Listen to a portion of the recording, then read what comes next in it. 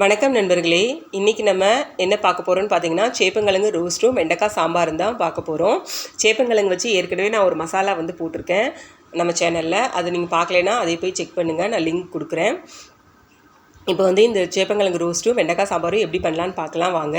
First கடாயில் எண்ணெய் ஊற்றி எண்ணெய் காஞ்சதுக்கப்புறம் வெண்டைக்காய் போட்டு நல்லா வதக்கிடுங்க. ஒரு 5 நிமிஷம் நல்லா வதக்குனிங்கன்னா அதில் இருக்கிற அந்த பிசுபிசுப்பு தன்மையெல்லாம் போயிட்டு நல்லா வெண்டைக்காய் ஆகிடும். நல்லா வதக்கிட்டு அதை தனியாக எடுத்து வச்சிடலாம். அடுத்து கடாயில் எண்ணெய் ஊற்றிட்டு எண்ணெய் காஞ்சதுக்கப்புறம் சின்ன வெங்காயம் இல்லைன்னா பெரிய வெங்காயம் எது உங்களுக்கு விருப்பமோ அதை போட்டுக்கலாம். நான் பெரிய வெங்காயம் போட்டிருக்கேன். இது போட்டு நல்லா வதக்கி விட்டுருங்க. வெங்காயம் நல்லா வதங்கினதுக்கப்புறம் ஒரு 2 தக்காளி கட் பண்ணி நான் இதோட சேர்த்துருக்கேன். தக்காளியும் நல்லா வதக்கி விட்டுருங்க. தக்காளியும் வெங்காயம் வதங்குறதுக்கு கொஞ்சமாக மஞ்சள் தூளும் உப்பும் சேர்த்துருக்கேன். நான் சேர்த்து இதையும் நல்லா வதக்கி விட்டுருங்க. வெங்காயம் தக்காளியும் கொஞ்சம் நல்லா வேகட்டும். அது வேகிறதுக்குள்ளே நம்ம சேப்பங்கிழங்கு எல்லாம் ரெடி பண்ணி வச்சிடலாம். நான் சேப்பங்கிழங்கு ஏற்கனவே வேக வச்சு தோல் உரித்து எடுத்திருக்கேன். இந்த ஒரு சின்ன கிண்ணம் இருக்கும் இல்லையா, அந்த சின்ன கிண்ணத்தை எடுத்து இந்த மாதிரி சேப்பங்கிழங்கு மேலே வச்சு கொஞ்சமாக அழுத்துனீங்கன்னா இந்த மாதிரி தட்டையாக ஆகிடும். இது மாதிரி எல்லா கிழங்கையுமே ரெடி பண்ணி வச்சுக்கோங்க. இப்போ இதுக்கு தேவையான பவுட்ரு நம்ம ரெடி பண்ணிடலாம். கொஞ்சமாக மஞ்சள் தூள், அப்புறம் தனியாத்தூள், மிளகாய்த்தூள், அப்புறம் கரம் மசாலா, உப்பு தேவையான அளவு நான் போட்டிருக்கேன். போட்டுட்டு அதுக்கடுத்து 1 ஸ்பூன் அளவுக்கு பச்சரிசி மாவு இருக்கு இல்லையா, அது நான் சேர்த்துருக்கேன். அப்புறம் எலுமிச்சம்பழம் சாறு கொஞ்சமாக பிழிஞ்சிருக்கேன். உங்களுக்கு எலுமிச்சம்பழம் வேண்டாம் அப்படின்னு நீங்கள் நினச்சிங்கன்னா புளி இருக்கு இல்லையா, புளி தண்ணி கூட கொஞ்சமாக ஊற்றிக்கிடலாம். இது கொஞ்சம் பவுட்ரு ட்ரையாகவே இருந்தாலும் ஒன்றும் பிரச்சனை இல்லை. ஏன்னா நம்மளுக்கு சேப்பங்களுக்கு கொஞ்சம் வலுவலுப்பாக தான் இருக்கும். அதோட இதை நம்ம தடவும் போது எல்லாமே நல்லாவே ஒட்டிக்கிறோம். அதனால் தண்ணி ஊற்றி இது பண்ணணுன்னு அவசியம் இல்லை.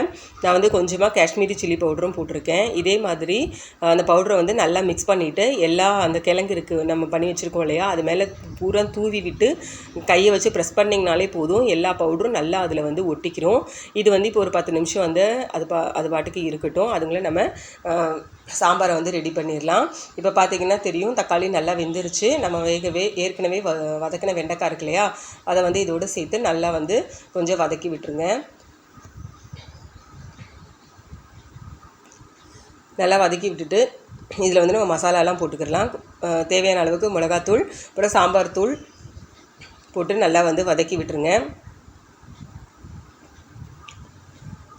இப்போது இதுக்கு தேவையான அளவுக்கு தண்ணி நான் ஒரு 1.5 கிளாஸ் அளவுக்கு தண்ணி ஊற்றிருக்கேன். இப்போ இது கொஞ்சம் வேகணும் இல்லையா, அதனால் தண்ணி ஊற்றிருக்கேன். வேகமாகவே வெந்துடும். ஏன்னா ஏற்கனவே நம்ம வெண்டைக்காய் வதக்குனது தான்.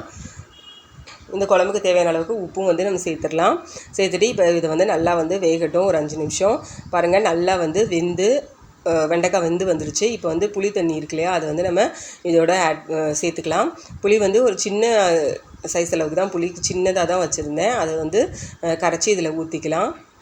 இப்போ இது ஒரு 5 நிமிஷம் கொதிக்கணும். அதுங்களே நம்ம அது ரெடி ஆகிடுச்சு. நம்ம பண்ணி வச்சது 10 நிமிஷம் ஆகிடுச்சு. நம்ம அதையுமே சேர்த்து ரோஸ்ட் பண்ண ஆரம்பிச்சிடலாம். நான் ஒரு சின்ன பேன் இருக்கும் இல்லையா, அதில் கொஞ்சம் தேவையான அளவுக்கு மட்டும் எண்ணெய் ஊற்றிருக்கேன். எண்ணெய் ஊற்றி அதை போட்டு ரோஸ்ட் பண்ண வச்சுட்டேன். இப்போ 5 நிமிஷம் ஆயிடுச்சு. பருப்பை சாம்பாரில் ஊற்றிடலாம். ஊற்றிட்டு நல்லா கலந்து விட்டுருங்க. நல்லா கலந்து விட்டுருங்க. ஒரு 5 நிமிஷம் பருப்பு நல்லா சாம்பாரில் கொதிக்கட்டும். பாருங்கள், நான் திருப்பி போடுறேன். அது ரோஸ்ட் ஆனது எப்படி நல்லா ரோஸ்ட்டாக இருக்குன்னு பாருங்கள். அதே மாதிரி அந்த மசாலாவும் எல்லாமே எப்படி நல்லா ஒட்டியிருக்குன்னு பாருங்கள். தண்ணி கலக்கணும்னு அவசியமே கிடையாது. அந்த வலுவலுப்பு இருக்கு இல்லையா, அதுலேயே நல்லா ஒட்டிக்கிடும். இப்போ சாம்பாரும் நல்லா கொதிச்சிருச்சு. நம்ம சாம்பாருக்கு தாளிப்பு கொடுத்துடலாம். எண்ணெய் ஊற்றி எண்ணெய் காஞ்சதுக்கப்புறம் கடுகு உளுந்தம் பருப்பு, ஜீரகம், ஒரு 4-5 வெந்தயம், ஒரு வரமிளகா நான் கிள்ளி போட்டிருக்கேன். அப்புறம் கருவேப்பிலை, பெருங்காயத்தூள் போட்டு நல்லா வதக்கி விட்டுருங்க. கொஞ்சம் கலருக்காக காஷ்மீரி சில்லி இந்த எண்ணெயிலே போட்டு லைட்டாக கலந்து விட்டுருங்க. கலந்து விட்டுட்டு அப்படியே சாம்பாரில் தூக்கி கொட்ட வேண்டிதான். சாம்பாரில் கொட்டினா நம்மளோட சாம்பார் ரெடி ஆயிடுச்சு. அதே மாதிரி நம்மளோட ரோஸ்ட்டும் ரெடி ஆயிடுச்சு. இப்போ இது மேலே கொத்தமல்லி தூளை தூவினோம்னா நம்மளோட சூப்பரான வெண்டைக்காய் சாம்பார் ரெடி ஆகிடுச்சு. கொத்தமல்லி தூளை போட்டு இறக்கியாச்சு. அவ்வளோதான், வெண்டைக்காய் சாம்பார் முடிஞ்சிருச்சு. இப்போ நம்ம பிளேட்டிங் பண்ணிடலாம்.